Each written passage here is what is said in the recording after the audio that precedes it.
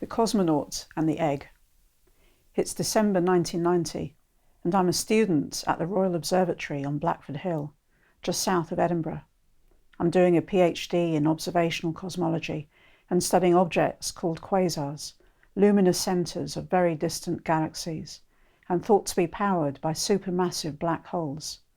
According to their redshifts, they're the most distant objects currently known in the universe, and they seem to be very rare.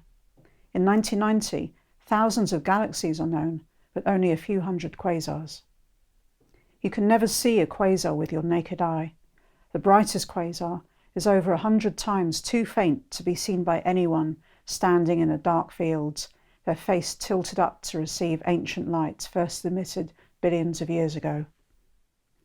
Because of this, I'm rather snobbish about the moon, which does nothing more than get in the way of my observations. When the moon is full, it lights up the whole night sky, making it very difficult to detect quasars. More generally, all of the bright and nearby objects, such as the moon, Mars and Jupiter, are a bit of a nuisance. When I'm using a telescope, I have to avoid pointing it at these objects, otherwise it might get damaged.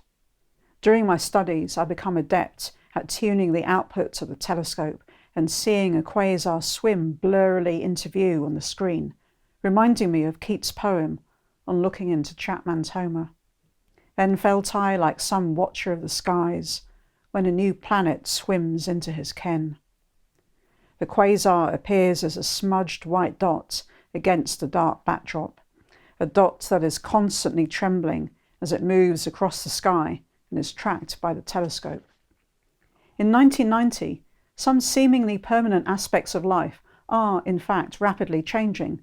The background hiss of the Cold War is silenced, the Berlin Wall has been knocked down, and the Soviet Union is falling apart, like the disintegration of an unstable radioactive atom into different elements.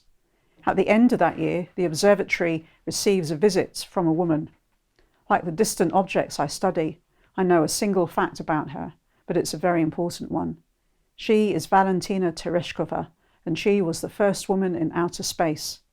As one of a pioneering group of female cosmonauts for the Soviet space program, she made a flight in a Vostok rocket in 1963 that orbited the Earth for nearly 72 hours.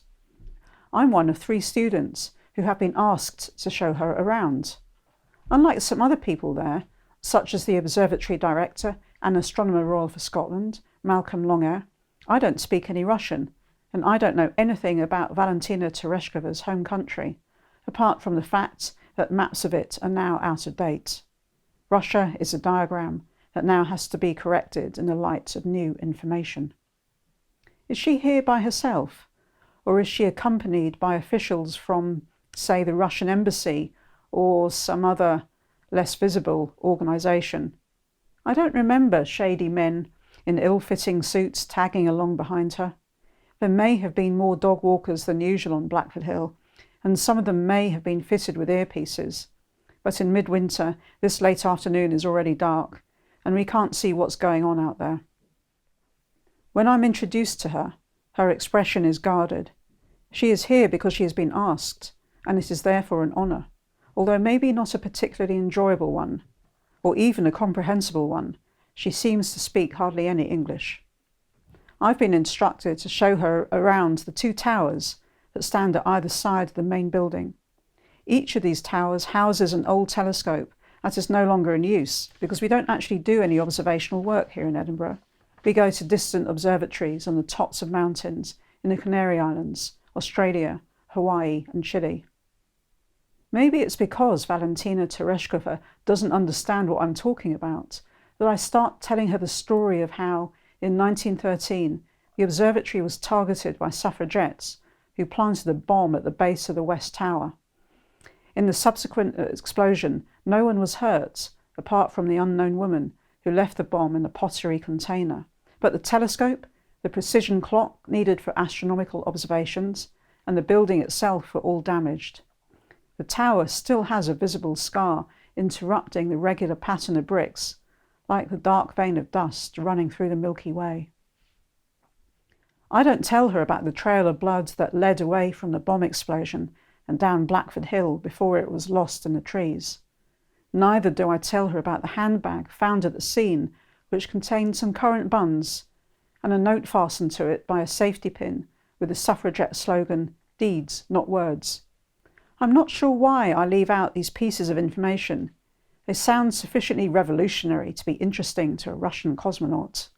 But the suffragette bombing seems so unlikely now, as unlikely as 3 men getting into a spacecraft and travelling to the moon, using less computing power than I have in my pocket. Light from stars and galaxies takes time in travelling to us, so that we can only ever see them as they were a long time ago.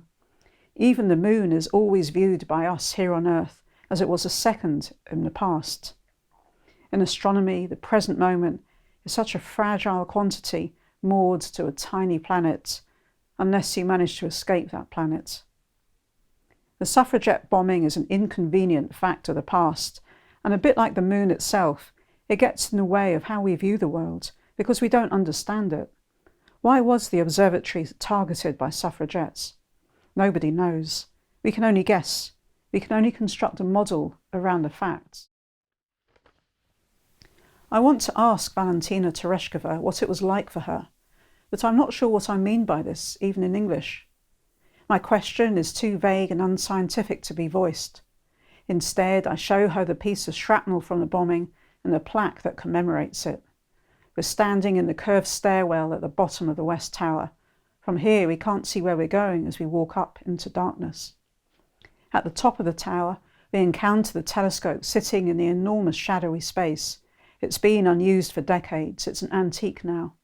I open the slot in the copper dome to let in the night sky. The satellites that I know must be busily zipping to and fro across our field of view are all invisible.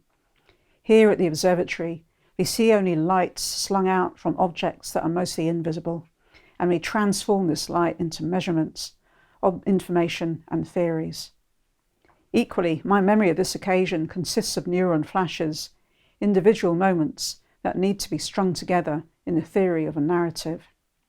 This is the bit I don't remember, that I construct for myself around the observations. At the end of the tour, she hands me a present, and I'm embarrassed because I didn't realise there would be presents, and I have nothing for her except my story of the bombing.